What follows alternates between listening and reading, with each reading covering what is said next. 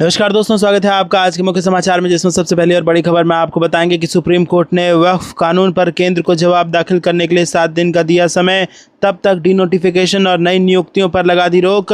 खबर में आगे जिक्र होगा कि सुप्रीम कोर्ट के फैसले पर कांग्रेस कार्यकर्ताओं ने बांटी मिठाइयां, वक्फ संपत्ति कानून पर लगाई अस्थायी रोक।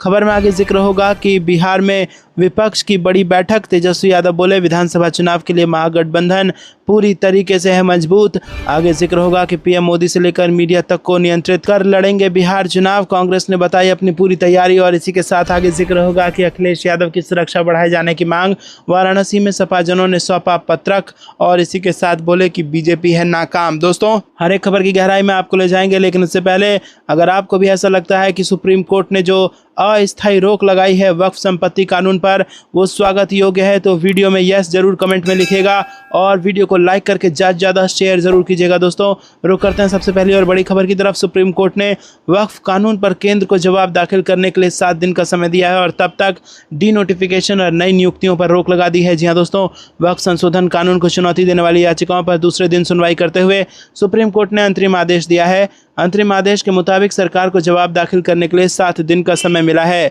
सरकार के जवाब दाखिल करने तक वक्फ संपत्ति यथास्थिति बनी रहेगी और इस दौरान डीनोटिफिकेशन और नई नियुक्तियों पर भी रोक रहेगी। कोर्ट के अंतरिम आदेश में कई और बातें सामने आई हैं और इसके मुताबिक कोई भी कलेक्टर वक्फ की संपत्ति पर फिलहाल कोई फैसला नहीं ले सकता है। वक्फ बाई यूज़र के प्रावधान अभी नहीं बदलेंगे और मामले में अगली सुनवाई 5 मई को होगी। सुनवाई के दौरान सुप्रीम कोर्ट ने सॉलिसिटर जनरल के इस बयान को रिकॉर्ड में लिया कि केंद्र 7 दिनों के भीतर जवाब देगा। सुप्रीम कोर्ट ने कहा कि सॉलिसिटर जनरल ने कोर्ट को आश्वासन दिया कि काउंसिल और बोर्ड को कोई नियुक्ति नहीं की जाएगी। अंतरिम आदेश देते हुए सुप्रीम कोर्ट ने कहा कि सॉलिसिटर जनरल ने आश्वासन दिया कि अगली सुनवाई की तारीख तक वक्फ, जिसमें पहले से पंजीकृत या अधिसूचना के माध्यम से घोषित वक्फ शामिल है, को ना तो डिनोटिफाई किया जाएगा और ना ही कलेक्टर को बदला जाएगा। सुप्रीम कोर्ट ने कहा कि केंद्र को 7 दिनों के भीतर जवाब दाखिल करना चाहिए। रुक करते हैं अगली ब्रेकिंग न्यूज़ की तरफ। सुप्रीम कोर्ट के फैसले पर कांग्रेस कार्यकर्ताओं ने बांटी मिठाइयां। जी हां दोस्तों, आपको बता दें कि सुप्रीम कोर्ट ने वक्फ संपत्ति संशोधन विधेयक पर अस्थायी रोक लगा दी है और इस फैसले के बाद कांग्रेस कार्यकर्ताओं ने जश्न मनाया है। उन्होंने एक दूसरे को मिठाई खिलाकर बधाई भी दी है और कांग्रेस नेता इरशाद उल्ला ने इस फैसले को अल्पसंख्यक अधिकारों की रक्षा का महत्वपूर्ण कदम बताया है। उनका कहना था कि प्रस्तावित बिल से अल्पसंख्यक समुदाय की संपत्तियों पर खतरा था। सुप्रीम कोर्ट ने समय रहते इस पर रोक लगाई और कांग्रेस नेता अब्दुल कलाम आजाद ने फैसले को ऐतिहासिक बताया। उन्होंने कहा कि इससे अल्पसंख्यक समाज को बड़ी राहत मिली है और इसके अनुसार ये फैसला लोकतंत्र की मजबूती का संकेत है। कार्यक्रम में मोहम्मद शरीक, सद्दाम अंसारी, अफरोज विकास चौरसिया समेत कई सारे कांग्रेस कार्यकर्ता शामिल हुए। रुक करते हैं अगली ब्रेकिंग न्यूज़ की तरफ। बिहार में विपक्ष की बड़ी बैठक, तेजस्वी यादव बोले विधानसभा चुनाव के लिए महागठबंधन पूरी तरीके से है मजबूत। जी हाँ दोस्तों, आपको बता दें कि बिहार चुनाव को लेकर पटना में महागठबंधन की आज बड़ी बैठक हुई है। ये बैठक 2.5 घंटे तक चली और बिहार गठबंधन के बाद आरजेडी नेता तेजस्वी यादव ने कहा कि बिहार के हालात पर महागठबंधन की पहली बैठक हुई और हमने गरीबी, बेरोजगारी और पलायन से जुड़े मामलों पर चर्चा की। उन्होंने आगे कहा कि पिछले 20 सालों से सत्ता में रही सरकार के खिलाफ बिहार के लोगों में काफ़ी गुस्सा है। अपराध, बेरोजगारी और मजदूरों के पलायन में बिहार नंबर 1 है और राज्य में कानून व्यवस्था नाम की कोई चीज़ नहीं है। राजद नेता ने कहा कि पीएम मोदी और गृह मंत्री बिहार आते रहते हैं और उन्हें जवाब देना चाहिए कि बिहार में क्या हो रहा है। बिहार में असली डबल इंजन है और अपराध और भ्रष्टाचार। उन्होंने कहा कि लोग इस खटारा सरकार से परेशान हैं। अगर आप केंद्र सरकार की नीति आयोग की रिपोर्ट देखें तो बिहार पिछले 20 सालों से सबसे गरीब राज्य रहा है। श्रम मंत्रालय ने इस राज्य से प्रवासियों की पंजीकृत संख्या 2 करोड़ बताई है। रुक करते हैं अगली ब्रेकिंग न्यूज़ की तरफ। पीएम मोदी से लेकर मीडिया तक को नियंत्रित कर लड़ेंगे बिहार चुनाव, कांग्रेस ने बताई पूरी तैयारी। दोस्तों, आपको बता दें कि 3 घंटे तक चली बैठक में कई मुद्दों पर बातचीत हुई और सीट बंटवारे की बात पर तो किसी नेता ने कुछ नहीं कहा, लेकिन तेजस्वी यादव बिहार में इंडिया गठबंधन का नेतृत्व करेंगे, ये बात अब स्पष्ट हो गई है। बिहार कांग्रेस के प्रभारी कृष्णा अल्लावरू ने स्पष्ट कर दिया है कि बिहार में चुनाव को सीट बंटवारे, कैंपेन से लेकर घोषणा पत्र तय करने के लिए इंडिया गठबंधन की कोऑर्डिनेशन कमेटी बनाई गई है और ये कमेटी ही चुनाव से जुड़ा सारा काम देखेगी। इसका नेतृत्व तेजस्वी यादव करेंगे और इसमें सभी दलों के नेता सदस्य के रूप में रहेंगे। एनडीए गठबंधन में कन्फ्यूजन है, लेकिन इंडिया गठबंधन में ऐसा नहीं है। यहाँ एकता और स्पष्टता है। तेजस्वी यादव मुख्यमंत्री चेहरा होंगे या नहीं, इस सवाल को उन्होंने टाल दिया है। कांग्रेस प्रभारी ने कहा कि इंडिया गठबंधन में कोऑर्डिनेशन कैसा होगा, घोषणा पत्र क्या होगा, कौन से दल कितनी सीटें चुनाव लड़ेंगे, चुनाव प्रचार कैसे होगा, सोशल मीडिया पर कैसे प्रचार होगा, जनता के बीच कैसे प्रचार प्रसार होगा, प्रदेश से लेकर प्रखंड स्तर तक समन्वय कैसा होगा। इन्हीं सब चीज़ों के लिए इंडिया गठबंधन की कोऑर्डिनेशन कमेटी बनाई गई है और इसका नेतृत्व तेजस्वी यादव करेंगे। हम लोग हर हाल में सरकार बनाएंगे। रुक करते हैं अगली ब्रेकिंग न्यूज़ की तरफ। अखिलेश यादव की सुरक्षा बढ़ाए जाने की मांग। वाराणसी में सपा जनों ने सौंपा पत्रक, बोले बीजेपी है नाकाम। जी हाँ दोस्तों, सपा प्रमुख अखिलेश यादव को सुरक्षा बढ़ाने की मांग को लेकर गुरुवार को सपा जनों ने राष्ट्रपति को संबोधित ज्ञापन सौंपकर उनकी सुरक्षा बढ़ाए जाने की मांग की है। सपा एमएलसी आशुतोष सिन्हा के नेतृत्व में सपा जन शास्त्री घाट पहुंचकर जोरदार प्रदर्शन भी किए। विरोध दर्ज करते हुए अपर जिला मजिस्ट्रेट आलोक वर्मा को पत्रक सौंपा। आशुतोष सिन्हा ने कहा कि देश की तीसरी सबसे बड़ी पार्टी व समाजवादी पार्टी के राष्ट्रीय अध्यक्ष और कन्नौज के सांसद अखिलेश यादव को देश प्रदेश में रोजाना दौरा रहता है। सुरक्षा के दृष्टिकोण से जो सुरक्षा केंद्र सरकार को उपलब्ध कराना चाहिए उसमें कटौती की जा रही है। उन्होंने कहा कि यूपी में जंगल राज कायम है, यूपी में कानून व्यवस्था पूर्ण रूप से ध्वस्त हो चुकी है। हाल ही में ही आगरा में दलित नेता एवं राज्यसभा सांसद के घर पर हमला होना इसका प्रमाण है। पुनः आगरा में हजारों लोगों ने यहां पर तलवारें व प्राणघातक हथियार लेकर खुलेआम प्रदर्शन कर सपा के राष्ट्रीय अध्यक्ष एवं यूपी के पूर्व मुख्यमंत्री अखिलेश यादव को गोली मारने की धमकी दी है। रुक करते हैं अगली ब्रेकिंग न्यूज़ की तरफ। बिहार चुनाव से पहले बड़ा सर्वे। तेजस्वी यादव सीएम पद के सबसे पसंदीदा उम्मीदवार। प्रशांत किशोर ने नीतीश को पछाड़ा। जी हाँ दोस्तों, बिहार में इस साल के अंत में होने वाले विधानसभा चुनाव को लेकर सियासी पारा लगातार चढ़ता जा रहा है। एक और जहां एनडीए गठबंधन मुख्यमंत्री नीतीश कुमार के नेतृत्व में एक बार फिर सत्ता में वापसी का दावा कर रही है, तो वहीं महागठबंधन की ओर से तेजस्वी यादव परिवर्तन की उम्मीद जता रहे हैं। तेज होती राजनीतिक सरगर्मी के बीच एक नया सर्वे सामने आया है जो कई नेताओं के चेहरे पर मुस्कान ला सकता है तो कुछ के लिए चेतावनी भी साबित हो सकता है। सर्वे एजेंसी ने बिहार विधानसभा को लेकर सर्वे किया है और इस सर्वे में कहा गया है कि बिहार में मुख्यमंत्री पद के लिए सबसे पसंदीदा चेहरा तेजस्वी यादव बने हुए हैं। सर्वे में 36% लोगों ने तेजस्वी यादव को अपनी पहली पसंद बताया है। हालांकि यहां पर पिछले सर्वे में तेजस्वी को 41% लोगों ने सीएम पद के लिए पसंद किया था। पिछले सर्वे की तुलना में तेजस्वी की लोकप्रियता 5% कम हुई है और फिर भी सी वोटर का सर्वे कह रहा है कि तेजस्वी टॉप पर बने हुए हैं। और इस सर्वे का सबसे बड़ा सरप्राइज रहे जनसुराज अभियान के नेता प्रशांत किशोर, जिन्हें 17% लोगों ने मुख्यमंत्री पद के लिए सही उम्मीदवार बताया है। सर्वे की रिपोर्ट के मुताबिक प्रशांत किशोर नीतीश कुमार से आगे निकल गए हैं और बिहार के सिर्फ 15% लोग नीतीश कुमार को मुख्यमंत्री पद का सही उम्मीदवार मानते हैं। सर्वे रिपोर्ट बता रहा है कि मुख्यमंत्री पद के मौजूदा दावेदारों में उनकी लोकप्रियता में गिरावट आ गई है। तो दोस्तों, यहाँ पर बड़ा झटका यहाँ पर बीजेपी और जेडीयू दोनों को ही बिहार चुनाव में लग सकता है। रुक करते हैं अगली ब्रेकिंग न्यूज़ की तरफ। ममता बनर्जी का गृह मंत्रालय पर बड़ा आरोप। विदेशों से बंगाल में प्रवेश करने वाले लोगों को नहीं साझा किया जा रहा ब्यौरा। जी हाँ दोस्तों, पश्चिम बंगाल की मुख्यमंत्री ममता बनर्जी ने गुरुवार को दावा किया कि गृह मंत्रालय ने विदेशों से राज्य में प्रवेश करने वाले व्यक्तियों का विवरण साझा नहीं किया है। उन्होंने सीमा से 50 किलोमीटर तक अपने अधिकार क्षेत्र का विस्तार करने के बाद बीएसएफ से अधिक जवाबदेही की भी मांग की। मुर्शिदाबाद हिंसा पर बोलते हुए बनर्जी ने स्थिति पर चिंता जताते हुए राज्यपाल से दंगा प्रभावित जिले का दौरा न करने का आग्रह किया। सूती, जंगीपुर और शमशेरगंज जिलों में पिछले कुछ हफ्तों में व्यापक विरोध प्रदर्शन हुए हैं जो हिंसक हो गए हैं। रुक करते हैं अगली ब्रेकिंग न्यूज़ की तरफ। राहुल गांधी ने लोको पायलट की समस्या को फिर उठाया, कहा हो रहा है अन्याय, उनकी आवाज़ उठाते रहेंगे। जी हाँ दोस्तों, लोकसभा में नेता प्रतिपक्ष राहुल गांधी ने गुरुवार को एक खबर का हवाला देते हुए दावा किया कि भारतीय रेलवे में कार्यरत लोको पायलट को शौच के लिए ब्रेक तक नहीं दिया जा रहा है, जो न सिर्फ उनके साथ अन्याय है बल्कि यात्रियों को सुरक्षा के साथ भी खिलवाड़ है। उन्होंने ये भी कहा कि ये न्याय की लड़ाई है और वो लोको पायलट के लिए आवाज़ उठाते रहेंगे। राहुल गांधी ने एक हिंदी दैनिक की खबर का हवाला देते हुए एक्स पर पोस्ट किया, पिछले साल जब मैं रेलवे के लोको पायलटों से मिला तो उनकी स्थिति जानकर गहरी चिंता हुई थी। 14-14 घंटे के शिफ्ट, लगातार रात की ड्यूटी, ना पर्याप्त आराम, ना खाने का ब्रेक और ना शौचालय की सुविधा। कांग्रेस के पूर्व अध्यक्ष ने पिछले साल जुलाई में दिल्ली में रेलवे के लोको पायलटों के एक समूह से मुलाकात कर उनकी समस्याओं को जाना था। रुक करते हैं अगली ब्रेकिंग न्यूज़ की तरफ। सुप्रीम कोर्ट ने देश में सड़क सुरक्षा बोर्ड के कार्यों पर जताई नाराज़गी, कहा केवल कागजों तक सीमित। जी हाँ दोस्तों, सुप्रीम कोर्ट ने देश भर में बढ़ते सड़क हादसों में घायलों को समय से इलाज और मुआवजा मिलने की घटती संख्या पर नाराज़गी जताते हुए कहा कि राष्ट्रीय सड़क सुरक्षा बोर्ड केवल कागजों तक सीमित रह गया है।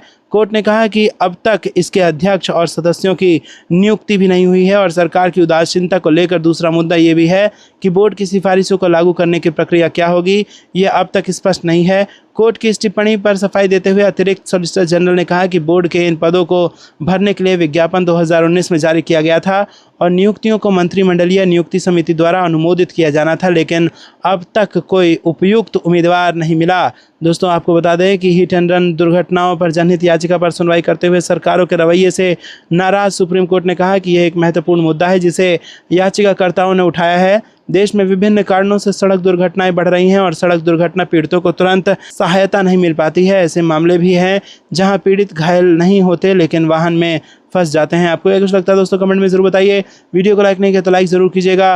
रुक करते हैं अगली ब्रेकिंग न्यूज़ की तरफ। कानून पर लग सकती है रोक, सुप्रीम कोर्ट कर रहा है विचार, केंद्र ने अदालत से मांगा समय। जी हाँ दोस्तों, आपको बता दें कि देश की शीर्ष अदालत ने वक्फ कानून के विरोध में दाखिल याचिकाओं की सुनवाई करते हुए अंतरिम रोक लगाने पर विचार किया, लेकिन केंद्र द्वारा समय मांगे जाने के बाद अंतिम समय में इसे टाल दिया गया। अब सुप्रीम कोर्ट में दोपहर 2 बजे फिर सुनवाई होगी और सभी पक्षों की दलीलें सुनने के बाद अंतरिम आदेश जारी करने पर विचार किया जाएगा। बता दें कि सॉलिसिटर जनरल तुषार मेहता ने अदालत से सुनवाई की मांग की थी। रुक करते हैं अगली ब्रेकिंग न्यूज़ की तरफ। मिशन गुजरात में राहुल गांधी का प्लान, कांग्रेस में फूंक देगा नई जान, नेताओं को दिया ये टास्क। जी हाँ दोस्तों, कांग्रेस नेता राहुल गांधी ने मंगलवार रात अपनी पार्टी की गुजरात इकाई की समन्वय समिति की बैठक की अध्यक्षता की, जिसमें उन्होंने संगठन के भीतर नेताओं की पदोन्नति और चुनाव के लिए टिकट वितरण को लेकर मानदंड तय कर दिए। कांग्रेस की ओर से जारी प्रेस रिलीज में बताया गया कि सर्किट हाउस में हुई बैठक में पार्टी महासचिव केसी वेणुगोपाल और पार्टी की राज्य इकाई के प्रभारी मुकुल वासनिक के अलावा राज्य में कांग्रेस के सभी वरिष्ठ नेता शामिल हुए। राहुल गांधी ने राज्य के नेताओं के प्रदेश की समीक्षा की और उन्हें 2027 के विधानसभा चुनाव में भारतीय जनता पार्टी को हराने का जिम्मा सौंपा गया। इस दौरान राहुल गांधी ने साफ साफ कहा कि अच्छा प्रदर्शन करने वालों को ही पदोन्नति मिलेगी, हर वरिष्ठ नेता की जिम्मेदारी तय की जाएगी और उन्हें उसी के अनुसार काम सौंपा जाएगा। राहुल गांधी ने कहा कि जो नेता अपनी जिम्मेदारी निभाने में विफल रहेंगे उन्हें कोई पद नहीं मिलेगा और जो केवल चुनाव के दौरान सक्रिय होंगे उन्हें पार्टी का टिकट नहीं मिलेगा। उन्होंने बैठक में उपस्थित पार्टी नेताओं से कहा कि जनता के बीच रहकर काम करने वाले कार्यकर्ताओं और नेताओं को टिकट दिया जाएगा। उन्होंने आश्वासन दिया कि गुजरात में पार्टी के सत्ता में आने पर अच्छा प्रदर्शन करने वाले जिलाध्यक्षों को मंत्री बनाया जाएगा। राहुल गांधी ने पहले गुजरात में कांग्रेस कार्यकर्ताओं से कहा था कि पार्टी से कुछ ऐसे लोगों को बाहर करने की ज़रूरत है जो बीजेपी से मिले हुए हैं। अगर हम लोगों के साथ रिश्ता बनाना चाहते हैं तो हमें 2 काम करने होंगे। पहला काम वफादारों और बीजेपी समर्थकों को चिन्हित करना होगा और अगर हमें चाहे जितने लोगों को हटाना पड़े तो हमें उन्हें हटाना चाहिए। बीजेपी के लिए काम करने वालों की आलोचना करते हुए राहुल गांधी ने कहा था कि आप अंदर से बीजेपी के लिए काम कर रहे हैं और आपके लिए यहाँ कोई जगह नहीं है। रुक करते हैं अगली ब्रेकिंग न्यूज़ की तरफ। अखिलेश यादव की जान को खतरा, सपा ने अमित शाह को पत्र लिख एनएसजी की सुरक्षा मांगी। जी हाँ दोस्तों, समाजवादी पार्टी ने अपने अध्यक्ष अखिलेश यादव के लिए एनएसजी की सुरक्षा दोबारा बहाल करने की मांग की है। इसे लेकर सपा की ओर से गृह मंत्री अमित शाह को पत्र लिखा गया है। पत्र में अखिलेश यादव की जान को खतरा बताते हुए कहा गया है कि लगातार उन्हें धमकियां दी जा रही हैं। अखिलेश यादव पर हमले की चेतावनी वाले कई वीडियो सोशल मीडिया पर वायरल हो रहा है। अखिलेश यादव को फिलहाल Z+ सुरक्षा मिली हुई है। हालांकि पहले भी Z+ के साथ एनएसजी की सुरक्षा अखिलेश यादव के पास थी। गृह मंत्रालय की समीक्षा के बाद एनएसजी की सुरक्षा हटा ली गई थी। दोस्तों, आपको बता दें कि समाजवादी पार्टी की तरफ से प्रवक्ता फखरुल ने गृह मंत्री अमित शाह को भेजे पत्र में लिखा है कि पूर्व मुख्यमंत्री और पार्टी के अध्यक्ष अखिलेश यादव को पहले Z+ के साथ ही एनएसजी कवर की सुरक्षा मिली हुई थी, बाद में एनएसजी कवर हटा दिया गया था। समाजवादी पार्टी देश की तीसरी सबसे बड़ी पार्टी है और अखिलेश यादव को देश के विभिन्न हिस्सों में कार्यक्रमों में जाना पड़ता है। रुक करते हैं अगली ब्रेकिंग न्यूज़ की तरफ। बिहार चुनाव पर महागठबंधन की बैठक, कौन कौन होंगे शामिल, 2 नेताओं पर खास नजर। जी हाँ दोस्तों, बिहार में इस साल होने वाले विधानसभा चुनाव के मद्देनजर महागठबंधन की पहली औपचारिक बैठक गुरुवार को पटना में होगी। इसमें लालू एवं तेजस्वी यादव की पार्टी राष्ट्रीय जनता दल और कांग्रेस समेत अन्य सहयोगी दलों के बीच सीट शेयरिंग की चर्चा होगी।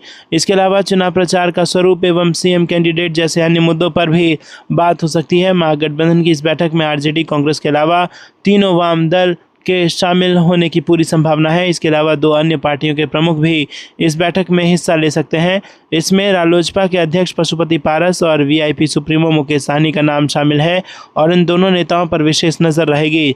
पिछले साल हुए लोकसभा चुनाव में बिहार महागठबंधन में 6 दल शामिल थे। इसमें आरजेडी, कांग्रेस और 3 लेफ्ट पार्टियों के अलावा वीआईपी ने भी विपक्षी गठबंधन में रहकर चुनाव लड़ा था। हालांकि लोकसभा चुनाव के बाद कई मौकों पर वीआईपी ने आरजेडी और कांग्रेस को तेवर दिखाए। इससे उनके महागठबंधन छोड़ने की अटकलें लगाई जाने लगी। रुक करते हैं अगली ब्रेकिंग न्यूज़ की तरफ। 2025 के रण में तेजस्वी को मिलेगा महारथी कर्ण, मोदी के हनुमान और एनडीए से अपमान का बदला लेने को तैयार। जी हाँ दोस्तों, आपको बता दें कि महाभारत के रण में महारथी कर्ण का किस्सा तो आप जानते ही होंगे। कर्ण ने अपने अपमान के चलते अपने भाइयों के खिलाफ युद्ध लड़ा था। बिहार की राजनीति में भी मौजूदा वक्त में कुछ ऐसी ही सीन बनता दिख रहा है। पूर्व केंद्रीय मंत्री और राष्ट्रीय लोक जनशक्ति पार्टी के प्रमुख पशुपति कुमार पारस अब राजनीतिक रूप से अपनी पहचान बचाने की कोशिश में है।